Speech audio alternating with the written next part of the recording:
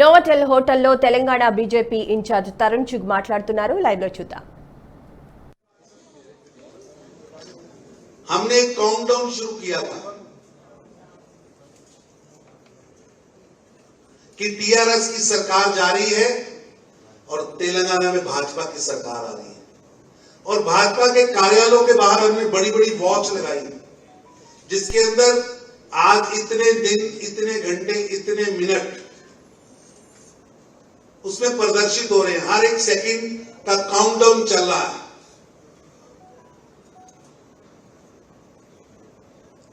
आज केसीआर नेतृत्व की तेलंगाना टीआरएस की सरकार के जाने को 522 दिन बचे हैं. जब ये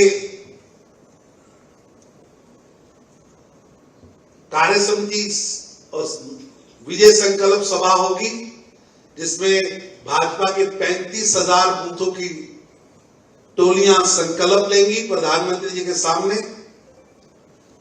उस विजय संकल्प सभा में जब प्रधानमंत्री जी बोलेंगे तो उसके पूरे 520 दिन बाद तेलंगाना के अंदर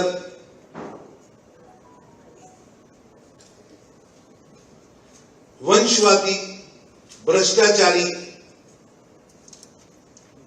परिवारवादी नेतृत्व से छुटकारा मिलेगा और गरीबों के लिए काम करने वाली, बंगारू तेलंगाना का सपने को पूरा करने वाली, श्री नरेंद्र मोदी जी के आशीर्वाद वाली भाजपा की सरकार बनेगी. 522 दिन बाद, तो इसलिए आज 522 दिन रह गए हैं. Bye bye KCR 522 days balance. इसका भी आप प्रदर्शन हमारे पार्टी कार्यालय में जाकर देख सकते हैं. आपके मन में कोई विषय हो, वैसे तो मैंने सारा एक्सप्लेन किया है.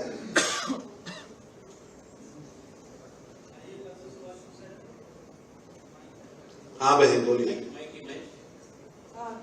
सर, आज सुप्रीम कोर्ट ने बीजेपी की फॉर्मर स्पोक्सपर्सन नुपुर शर्मा की एक स्टेटमेंट के बारे में बड़ा इंटेंस रिमार्क्स बनाया है. उसको सारे ऑपोजिशन पार्टी ने. बहन, आज इस कार्य समिति का विषय पर प्रेस कॉन्फ्रेंस है. सर, आप पार्टी को ये यू आर द पार्टी. ठीक है, लेकिन आज की प्रेस कॉन्फ्रेंस को आप डिल्यूट मत करिए. कार्य समिति बिल्कुल नहीं करेंगे सर. ये हाँ बहन बोलिए.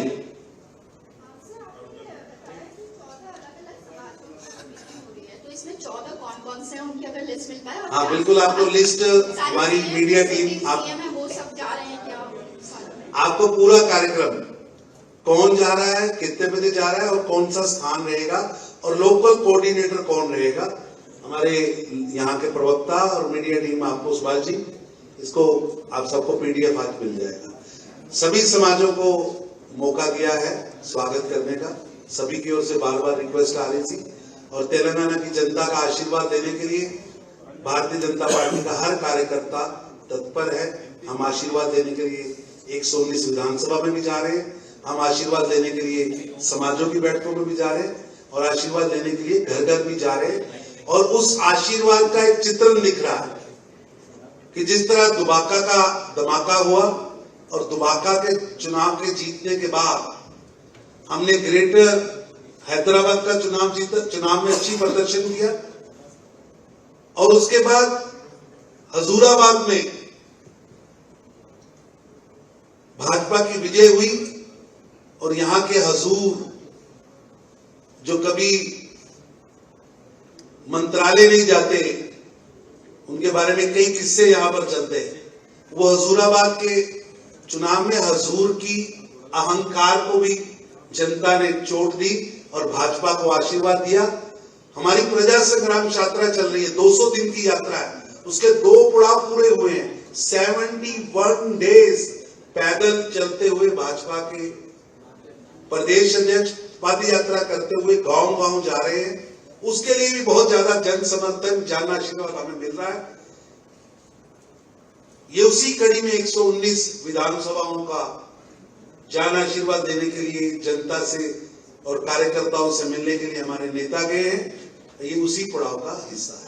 आप इधर आपने बोला कि आपने बाय बाय केसीआर बोला का एक नारा दिया है, पर उन्होंने भी टीआरएस ने भी बाय बाय मोदी का एक नारा दिया है और उन्होंने ये भी बोला है साथ में कि आपकी जो 3 दिन की कार्यकारिणी इसको बीजेपी सर्कस कह के इसका नाम दिया है।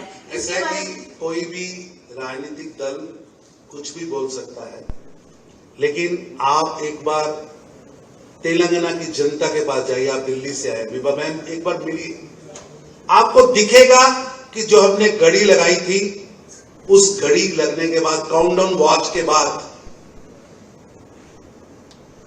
वो काउंटडाउन वॉच तेलंगाना की जनता की भावना है, उसकी भावना का प्रदर्शन है। और जब हमने बाय बाय मोदी जी की वो बात देखी तो उससे स्पष्ट हो गया कि जो हमने वॉच लगाई थी उसका असर कितना दिख रहा है कि केसीआर की सरकार डगमगा रही है, डगमगा रही है।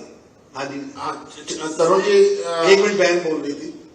बहन बोलिए बेटा। Sir, KCR government came into the power solely by stating that they were the ones who were heading Telangana movement, statehood उन्हीं के अंडर आया। You have shown in exhibition how extensively BJP also participated in Telangana movement. Is it going to be an issue? Are you going to take? आप क्या TRS और KCR government को take on करेंगे इस बात पर कि तेलंगाना मूवमेंट में बीजेपी का भी उतना ही योगदान था जितना वो अकेले क्रेडिट नहीं ले सकते इस बात? ऐसा है कि तेलंगाना मूवमेंट में तेलंगाना के हर नागरिक की भूमिका थी और भारतीय जनता पार्टी की भी उसमें बहुत बड़ी भूमिका थी। जिस तरह केंद्र में प्रस्ताव आया, आप उसकी अगर रिकॉर्डिंग निकालेंगे, श्रद्धेय हमारी नेता बहन सुषमा स्वराज जी का भी उस समय का भाषण एक ऐतिहासिक भाषण था और यहां की जनता ने आज भी कहीं जाएंगे तो सुषमा जी के बारे में, तेलंगाना बनाने के लिए उन्होंने जो किया है, जो भाजपा का योगदान है, जनता उसमें उस योगदान को पूरी श्रद्धा के साथ मानती है। तरुण जी, विषय ये आया कि केवल टीआरएस ने ही उस आंदोलन को चलाया है और उसका क्रेडिट लेने की कोशिश की। इसलिए आज जो फाउंडर्स मेंबर्स हैं, उस मूवमेंट के फाउंडर मेंबर्स, वो टीआरएस छोड़ चुके हैं और उसमें से ज्यादातर लोगों ने भाजपा ज्वाइन की है, क्योंकि केसीआर साहब ने जो सपना दिया था, जो वादा किया था बंगारू तेलंगाना बनाने का, यहां के नौजवानों को नौकरी देने का, यहां के साधनों का, संसाधनों का स्टेट के हित में प्रयोग करने का, यहां के किसानों को उचित स्थान देने का, उचित दाम देने का, यहां की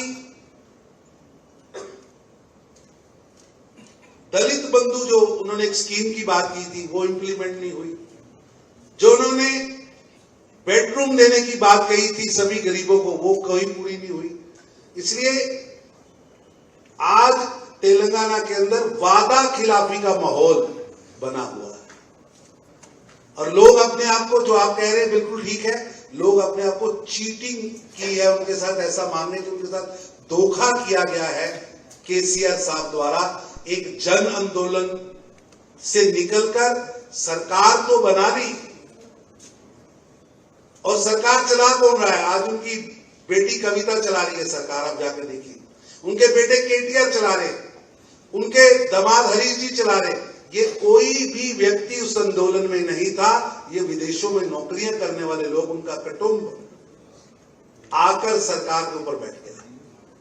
तरुण जी, आपने बताया कि हैदराबाद एक कॉस्मोपॉलिटन सिटी है, यहाँ 40 अलग अलग समाजों के लोग 14 भाई सब 14 लोग 14 समाजों के रहते हैं। इसमें आपने अलग अलग राज्यों का नाम लिया। इसमें हिंदी भाषी राज्य जैसे उत्तर प्रदेश, बिहार, झारखंड, मध्य प्रदेश, केरल भी है, तमिलनाडु भी है, नॉर्थ ईस्ट भी है, असम भी है, बंगाल भी है। नहीं, ये जो राज्य में पूछ रहा हूँ, इन राज्यों का भी कोई कार्यक्रम है?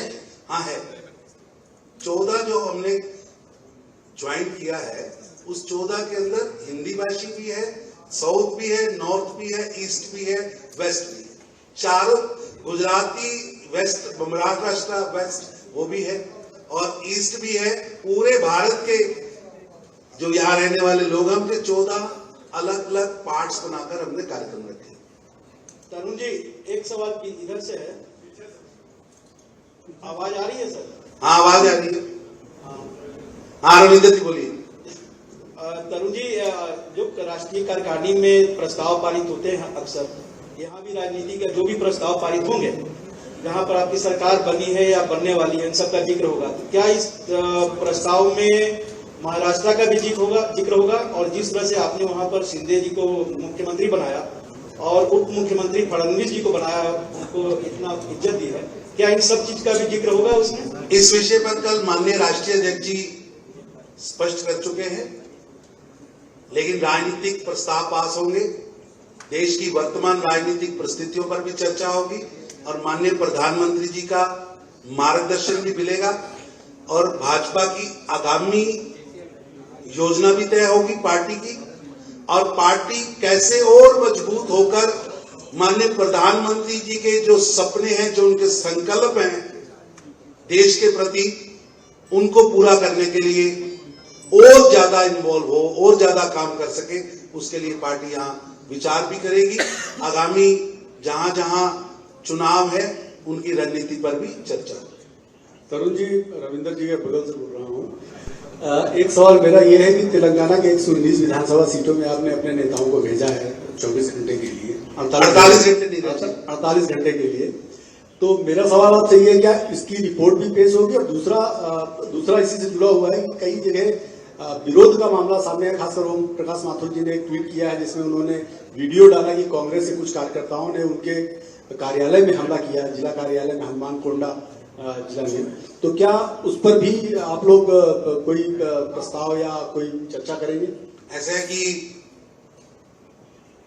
निश्चित रूप से 119 जगहों पर कार्यकर्ता बाहर से, वरिष्ठ कार्यकर्ता बाहर से प्रतिनिधि के रूप में गए हैं, वो अपनी रिपोर्ट भी सबमिट करेंगे। ये पार्टी के विस्तार की एक योजना है, जनता के प्यार को संगठनात्मक रचना और पार्टी को वहां मजबूत करने की योजना है। वहां के मुद्दों को निकालना और उनको एड्रेस करना उसकी योजना है। अगर कोई पार्टी के, कांग्रेस पार्टी के लोगों ने ऐसा किया है तो मैं समझता हूं दुर्भाग्य है।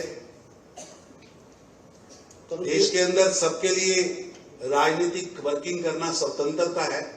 अब आप नहीं कर पाते हैं, या आपकी पार्टी के पास कोई नीति व नियत नहीं है, भाजपा पूरी नीति के साथ नियत रखकर कार्यकर्ता आगे बढ़ रहे हैं, और पूरे देश के अंदर भाजपा के प्रति जन समर्थन दिन प्रतिदिन बढ़ रहा है, क्योंकि प्रधानमंत्री मोदी जी देश के लिए, देश को आगे ले जाने के लिए, देश के गरीबों के लिए लगातार काम कर रहे हैं। तरुण